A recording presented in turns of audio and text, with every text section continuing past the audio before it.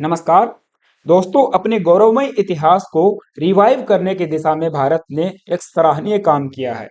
Recently prime minister Narendra Modi ji ने inaugurate किया है नालंदा विश्वविद्यालय के नए कैंपस को। जी हाँ, वही नालंदा विश्वविद्यालय जिसे आज से लगभग 800 साल पहले एक मुस्लिम इन्वेडर ने जलाकर राख कर दिया था। 19 जून को पीएम ने इनोग्रेट किया the new campus of Nalanda university, जो कि एक अंतरराष्ट्रीय यूनिवर्सिटी बनकर उभरा है। And it is close to the site of the ancient ruins of Nalanda in Rajgir, Bihar. And during the inauguration, PM said, Nalanda is a symbol of India's academic heritage and vibrant cultural exchange. Nalanda इस सत्य का उद्घोष है कि पुस्तकें आग की लपटों में जल सकती हैं, परंतु आग की लपटें ज्ञान को नष्ट नहीं कर सकती, क्योंकि नालंदा हमारी पहचान है, हमारा सम्मान है, हमारा गौरव है। तो फिर किसने नालंदा को डिस्ट्रॉय किया? इसका इतिहास क्या रहा है? यहाँ के फाउंडर कौन थे? यहाँ का आर्किटेक्चर कैसा था? फॉरेन ट्रेवलर्स एंड स्कॉलर्स जो यहाँ पे आए उनके बारे में बात करेंगे। इसके अलावा यहाँ की टीचिंग्स क्या क्या थी। लेकिन उन सबसे पहले आप सभी से छोटी सी रिक्वेस्ट है, यदि आप चैनल पे नए आए हो तो प्लीज एक सब्सक्राइब करके जाना और बेल आइकन को प्रेस करके जाना। तो भारत के संदर्भ में बताया जाता है कि भारत की सबसे पुरानी यूनिवर्सिटी तक्षशिला यूनिवर्सिटी थी, जो आज वर्तमान के पाकिस्तान के रावलपिंडी में स्थित है। हालांकि वहां पे अब केवल इसके अवशेष ही बचे हुए हैं। तो तक्षशिला यूनिवर्सिटी ने भारत को एक महान राजनीतिज्ञ एंड स्कॉलर दिए, चाणक्य, जिन्होंने एक समय पे भारत के इतिहास एंड जियोग्राफी को ही चेंज करके रख दिया था। ऐसे ही दूसरा विश्वविद्यालय था नालंदा विश्वविद्यालय, जो भारत के बिहार के राजगीर में स्थापित किया गया था। और इसने भी भारत को अनेकों अनेक राजनीतिज्ञ, scholars, teachers, engineers, mathematicians, surgeon, physicist या फिर चिकित्सक दिए, जिन्होंने भारत के ज्ञान, भारत की संस्कृति और भारत के विरासत को बचाए और बनाए रखने में अपना अहम योगदान दिया। तो नालंदा का हमारे लिए ऐतिहासिक सिग्निफिकेंस बहुत ज्यादा है, क्योंकि it was a beacon of knowledge. यहाँ पे हजारों की संख्या में स्टूडेंट्स और टीचर्स एक साथ रहते थे। बताया जाता है कि 10,000 स्टूडेंट्स एक साथ पढ़ते, जिनको 3,000 स्कॉलर्स पढ़ाया करते थे। और बौद्ध धर्म का ये एपी सेंटर था। यहाँ पे बौद्ध धर्म अपनी चरम सीमा पे था, काफी अधिक फला और फूला, और इंडियन आर्ट को भी सहारा मिला। बताया जाता है यहाँ पे एक 9 मंजिला इमारत थी, जिसे लाइब्रेरी के रूप में कंसीडर किया गया था, और उसमें लाखों की संख्या में मैन्युस्क्रिप्ट्स एंड पुस्तकें थी, जो हमारे ज्ञान को संग्रहित करके रखी हुई थी। और ये हमारे लिए एक सेंटर था इंटेलेक्चुअल एक्सचेंज का। यहाँ पे बुद्धिजीवियों के बीच में शास्त्रार्थ हुआ करते थे, और इस तरह ज्ञान के अनेकों क्षेत्रों ने यहाँ पे तरक्की की। नालंदा की स्थापना गुप्त वंश के शासक कुमार गुप्त प्रथम के द्वारा 427 ईस्वी में की गई थी, और 427 ईस्वी से लेकर 1197 ईस्वी तक ये काफी फला फूला। यहाँ पे लाखों की संख्या में स्टूडेंट्स यहाँ से निकले, और केवल भारत में ही नहीं, भारत के बाहर से भी स्टूडेंट्स एंड टीचर्स यहाँ पे आया करते थे। Nalanda university attracted peoples and scholars from Korea, Japan, China, Tibet, Indonesia, Persia and even Turkey से भी यहाँ पे स्टूडेंट्स जो है पढ़ने आते थे। कुछ की फैक्ट्स हैं। During the era of Harshavardhana and Pala monarchs it rose to popularity. तो हर्षवर्धन और पाल वंश के समय पे ये यूनिवर्सिटी अपने पीक पर थी, काफी पॉपुलर थी। हर्षवर्धन के समय आपको पता है ह्वेन सांग एक चीनी यात्री भी यहाँ पे आए थे, जिन्होंने इस यूनिवर्सिटी का मेंशन अपने लिटरेचर में किया है।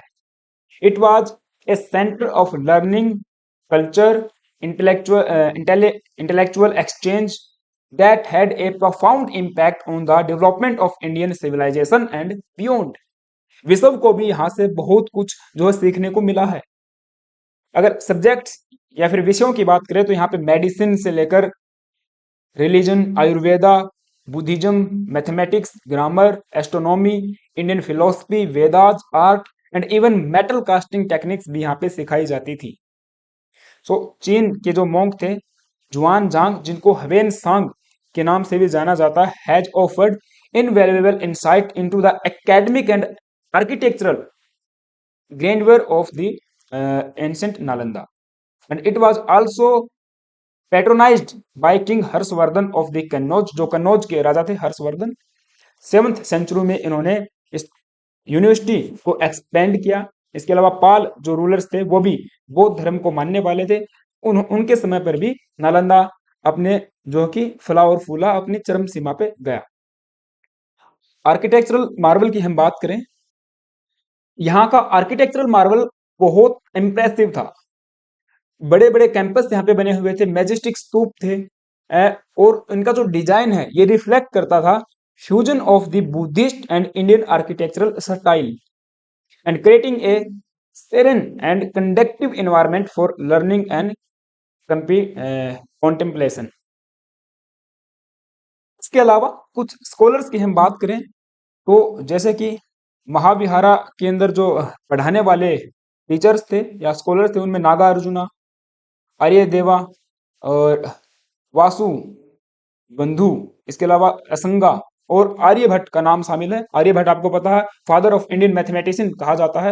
इन्होंने जीरो को भी असाइन किया था, जो कि 6th सेंचुरी में यहाँ के हेड बताए जाते हैं। और इस पूरी यूनिवर्सिटी को जो आज इसके अवशेष बचे बचे हुए हैं उनको वर्ल्ड हेरिटेज साइट का दर्जा दिया गया था 2016 में। फिर इसके बाद आप देखोगे इसके रीडिस्कवरी का काम शुरू होता है 1812 में स्कॉटिश सर्वेयर थे फ्रांसिस एंड हैमिल्टन, उनके द्वारा इसे रिडिस्कवर किया गया। इसके बाद 1861 में अलेक्जेंडर कंगिनम जो भी है ये, इनके द्वारा भी इसे आइडेंटिफाई किया गया था। लेकिन आप देखोगे नालंदा विश्वविद्यालय पे 3 मेजर अटैक्स हुए हैं। सबसे पहला अटैक 455 से लेकर 470 एडी के बीच में हुआ था। The first threat emerged between 450 and 470 AD when Hunas, a central Asian tribe, invaded the Nalanda during emperor Samudragupta's empire rule. तो समुद्रगुप्त के शासन के दौरान हुनों ने आक्रमण किया और उन्होंने भी नालंदा को डिस्ट्रॉय करने की कोशिश की, हालांकि ये एक मेजर इम्पैक्ट नहीं डाल पाया। ऐसे ही 7वीं शताब्दी में भी इसके ऊपर अटैक हुआ था। और फिर सबसे बड़ा या फिर मेजर अटैक हम कह सकते हैं 12th सेंचुरी में हुआ था, जो कि एक मुस्लिम इन्वेडर, जो कि एक तुर्क और अफगान इन्वेडर थे, बख्तियार खिलजी। वे कुतुबुद्दीन ऐबक के यहाँ पे सेनापति बताए जाते हैं और उनके द्वारा जो है नालंदा विश्वविद्यालय को जलाकर राख कर दिया गया। कहा जाता है कि यहाँ की जो पुस्तकें थी वे लगभग 3 महीने तक धू धू करके जलती रही और हमारा जो ज्ञान है वो एक तरीके से हम कह सकते हैं उसको हम लोग एक्सपैंड नहीं कर पाए, क्योंकि वास्तव में उन मंत्रों में, उन ऋचाओं में, उन श्लोकों में जो ज्ञान छुपा हुआ था, यदि उसको एक्सप्लोर किया जाता तो विश्व के लिए भी और मानवता के लिए भी बहुत अधिक फायदेमंद होता। खैर, अब इस विश्वविद्यालय के रिवाइवल का काम भारत सरकार ने किया है। अगर आइडिया एंड इंसेप्शन की बात करें तो 2006 में भारत के former president doctor APJ Abdul Kalam ने ये आइडिया दिया था कि हमें नालंदा विश्वविद्यालय को जो है रिवाइव करना चाहिए, जब वे बिहार असेंबली को एड्रेस कर रहे थे। और इसी आइडिया को अंतर्राष्ट्रीय सपोर्ट भी मिला। सिंगापुर गवर्नमेंट ने नालंदा प्रपोजल जो है गवर्नमेंट इंडिया को पेश किया।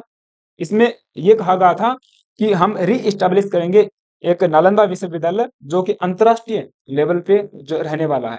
इसके अलावा 16 leaders from the east Asia summit जो 2007 में हुआ और इसके अलावा फिर 2009 में हुआ था, उन्होंने भी इस प्रपोजल को जो है इंडोर्स्ड किया एंड ये आइडिया को जो है आगे बढ़ाया और इसमें स्टेक होल्डर के रूप में काम किया।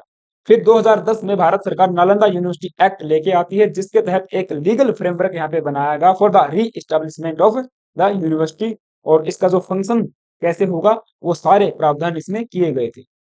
इनोग्रेशन एंड एनरोलमेंट की बात करें तो 2014 में इसका एक तरीके से इनरोलमेंट स्टार्ट हुआ था। उसमें आपको बता दूं केवल 14 ही स्टूडेंट इसमें पढ़ने के लिए आए थे, उनका एनरोलमेंट हुआ था। और फिर 2017 में इस जो अभी नया बिल्डिंग बन के तैयार हुई है, जो कंस्ट्रक्शन हुआ उसका काम शुरू हो गया था और अभी पीएम मोदी जी के द्वारा इसका इनोग्रेशन जो है किया गया है। तो आप देख पाओगे एक भव्य इमारत यहाँ पे तैयार की गई है और बताया ये जा रहा है कि यहाँ पे कार्बन फ्री चीजें रहने वाली हैं, यानी कि इसको ऐसे डिजाइन किया गया है कि कार्बन जितना यहाँ से एमिशन होगा उसको एब्जॉर्ब कर लिया जाएगा। तो जीरो कार्बन या फिर कार्बन फ्री क्षेत्र ये घोषित हो चुका है। और ऐसे ही फिर पीएम मोदी जी ने कहा कि नालंदा यूनिवर्सिटी विल री introduce soft power of India. अब भारत की जो सॉफ्ट पावर है उसको पूरे विश्व के सामने हम पेश करेंगे कि देखिए भारत में आइए, हम शांति का प्रस्ताव हमेशा रखते हैं, भारत हमेशा टीचिंग्स की बात करता है, ठीक है, नॉलेज की हम बात करते हैं। तो ये चीजें हैं। अब ये यूनिवर्सिटी के बारे में जो है अपडेट सामने आई थी। आई होप कि आपको सारी बातें समझ में आई होंगी। मेरा प्रयास कैसा लगा आप लाइक करके बताना। चैनल पे नए आए हो तो प्लीज गाइस एक सब्सक्राइब करके बताना। Thank you, have a nice day.